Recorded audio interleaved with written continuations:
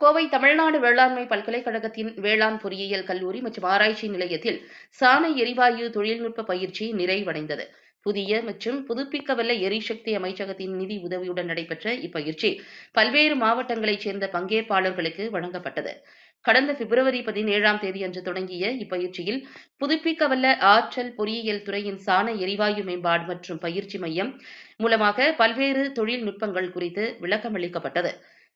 பயிற்சியின் சிறப்பு அம்சங்கள் சாண எரிவாயு உற்பத்தி மற்றும் பயன்பாடு, சுத்திகரிக்கப்பட்ட பயோ மீத்தேன் தயாரிப்பு, சூரிய வெப்பம் மற்றும் ஒளி மின்னழுத்த தொழில்நுட்பங்கள், புதுப்பிக்கவல்ல ஆற்றல் தொழில்நுட்பங்கள்.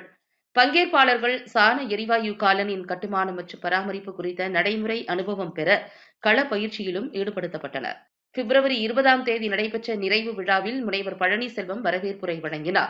புதுப்பிக்கவல்ல ஆற்றல் பொறியியல் துறை தலைவரும் சாண எரிவாயு மேம்பாடு மற்றும் பயிற்சி மையத்தின் ஒருங்கிணைப்பாளருமான முனைவர் ரமேஷ் பயிற்சியின் முக்கிய அம்சங்களை தொகுத்துரைத்து பயிற்சியாளர்களுக்கு சான்றிதழ்களை வழங்கினார்.